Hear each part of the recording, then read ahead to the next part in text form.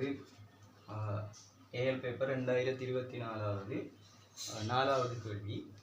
இப்போ இதில் வந்துக்கிட்டு தரவு செல்லப்படுது 2 துணிக்கைகள் இருக்கு. ஒன்று எக்ஸ் என்ற ஒரு துணிக்கை, y என்ற ஒரு துணிக்கை. இந்த எக்ஸ் என்ற துணிக்கையின் டி புரோக்லி அலைநீளம் சொல்லப்படுது. எக்ஸிட 1 நானோமீட்டர் உண்டும், y-ட 3 நானோமீட்டர் உண்டும் சொல்லப்படுது. அதே நேரம் திணிவு 2 பேருக்கும் இடையிலான திணிவுகளுக்கு இடையிலான தொடர்பு தரப்பட்டிருக்கு. எக்ஸிட திணிவு y-ட திணிவின் 3 மடங்கு, y-ட திணிவின் 3 மடங்கு. இப்போ y-ட திணிவை நான் ஒரு கேபிட்டல் M என்று போட்டால் எக்ஸின் திணிவு அதோட 3 மடங்கு, 3. சரியா? இதில் இருந்து 2 பேருக்கும் இடையிலான இயக்கப்பாட்டு சக்திகளின் விகிதம் ரேஷியோ ஓகே, அதாவது EXக்கும் EYக்கும் இடையிலான ரேஷியோ. எனக்கு தரப்பட்ட தரவுகளின்படி இப்போ இயக்கப்பாட்டு சக்திக்கு ஒரு சமன்பாடு ஒன்று இருக்கு. அதாவது E = 12 mv வர்க்கம். இதான் வரக்கூடிய சமன்பாடு. இப்போ இந்த தரப்பட்ட தரவில் டி புரோக்லி அலைநீளமும் தொடர்பு படுது. அப்போ டி புரோக்லி அந்த அலைநீளத்துக்குரிய சமன்பாட்டையும் நான் எழுதுகிறேன். ஏன்னா இந்த தரவுகளை தந்திரிக்கத்தால. ஸோ லெம்டா சமன் h/mv ரெண்டும் 2 பேருக்கு இடையிலான சமன்பாடு, ரெண்டும் சமன்பாடு. இப்போ நான் எனக்கு இந்த தரவுகளின்படி m எனக்கு தரப்பட்டிருக்கு. அதே நேரம் லெம்டா பெருமானம் தரப்பட்டிருக்கு. h ஒரு மாறிலி, ஈண்ட விகிதம் தான் கேட்டிருக்கு. அப்போ வியை பற்றி அவர் ஒன்றும் கதைக்கல, வியை பற்றி அவர் எதுவும் கதைக்கல. அப்போ நான் என்ன நினைச்சினால் விக்குரிய ஒரு சமன்பாடு ஒன்று எடுக்கேன். விக்குரிய ஒரு சமன்பாடு எடுத்தனால் இதிலிருந்து v = h/m lambda என்ற ஒரு சமன்பாடு எடுக்கலாம்.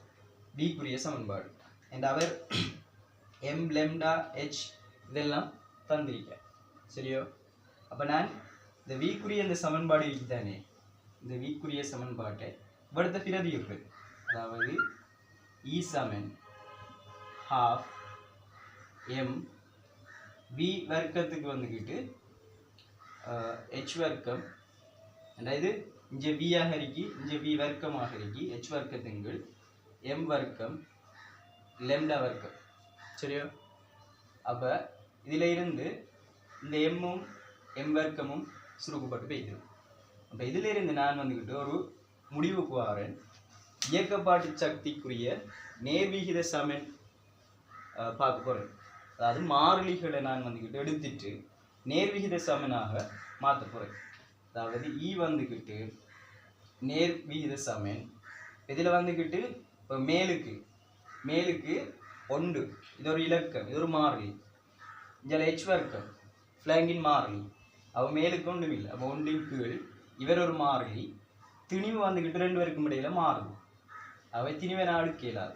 இப்போ நான் m தான் போடணும். m × lambda. lambda வந்துக்கிட்டு lambdaவை மாற்ற முடியுது. இவருக்கு 1, இவருக்கு 3. அப்போ lambda வர்க்கம்.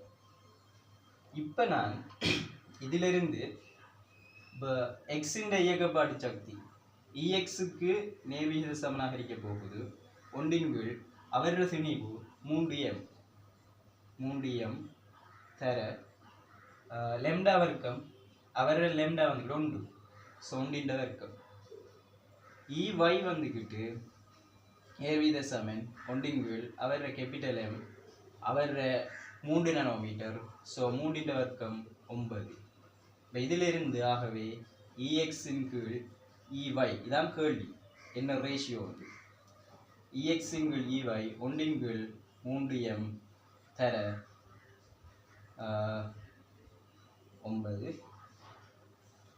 9 கீழே 1. ஸோ பிரிச்சால் அடுத்த 3 வரப்போகுது. அவை விடை எங்களுக்கு 3க்கு 1 என்றதான் விடை. EX = EY 3க்கு 1.